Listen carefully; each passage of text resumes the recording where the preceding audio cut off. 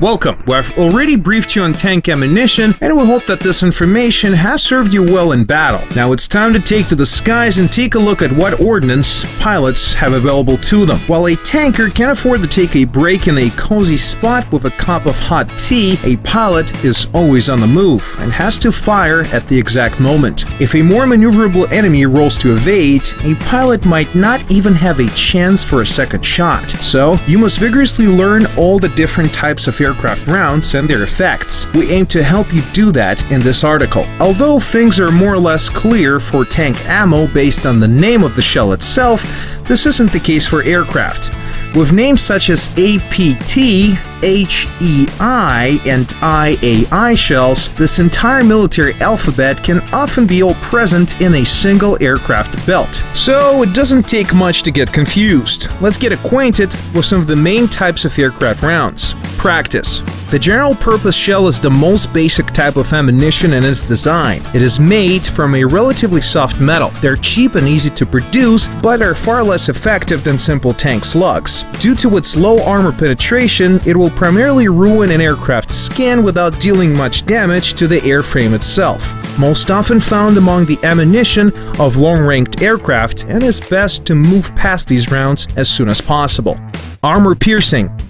An armor-piercing shell is made of a far more durable alloys than standard rounds. They're designed, as you might assume from the name, for armored targets. They're well suited for knocking out crew members and various modules, for example engines, radiators, rudder controls, and so on. However, firing on the flat planes of wings and the fuselage isn't the easiest job for them. They can often ricochet at high angles or simply fly straight through the target without particular consequences for your enemy. That is, if they don't pass through the pilot. There are also APHE shells that explode after penetrating the armor. This slightly improves its post-penetration damage, but its penetration potency is lost due to the low weight of the ammunition. APCR, an armor-piercing composite rigid shell, is a small-caliber projectile with a high muzzle velocity, which is achieved due to the low weight of the entire shell. This allows it to penetrate through very thick armor. It is particularly well-suited against heavily armored foes, including ground targets. Another advantage is its shell's long range, but due to the low weight of the shell,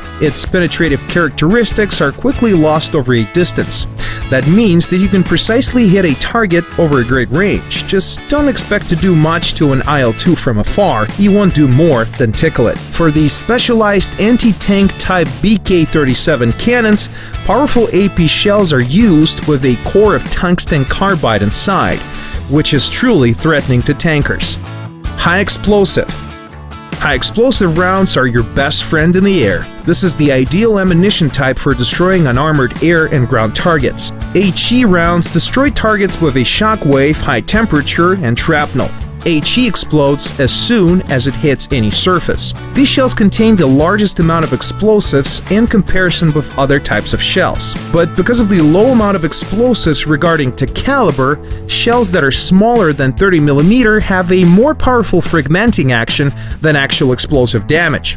The most explosive of all the aircraft rounds are the German Minengeschosse shells. Thanks to their thin-wall design, it allows them to contain more explosives. They're twice as powerful as an ordinary high-explosive round of the same caliber. This type of shell is very effective at destroying any external surface of the target aircraft. The fuselage, control surfaces such as rudders and ailerons, or open-top turret of any ground vehicle can be turned into a flaming inferno using this type of ammo. Fragmentation rounds. High-explosive fragmentation shells are well suited for destroying external parts of enemy aircraft. They deal damage in an area, but due to their low armor-piercing action, they are poor at damaging internal parts. The shell itself might do decent damage to an engine cover without damaging the engine itself. Damage can be dealt to solid parts of an aircraft, such as wing spars, ribs, or air-cooled engine cylinders, as the shrapnel weighs at least 20 grams after explosion in direct proximity to the target. However, a 20mm shell weighing 100 to 150 grams might only fragment into a few pieces of this size. These shells work well against larger targets, increasing the chance of damaging parts far away from the actual hit location, turning bomber into a cheese grater in one pass. What could be more fun than that? Explosive. Explosive ammo contains a small amount of explosive substance that fully detonates when it hits even relatively weak objects. Tarpaulin, plywood, or tree branches are all fair game. In fact, these are the same as high explosive rounds but with a smaller caliber. They have the same goals of damaging the trimming and control parts. AI, adjustment incendiary shells, are used to correct fire and shoot down flammable targets. When they hit, they emit a bright and well-visible flash. They can ignite fuel tanks unprotected by armor. IAI, or immediate action incendiary shells, work the same way but contain a greater proportion of explosives.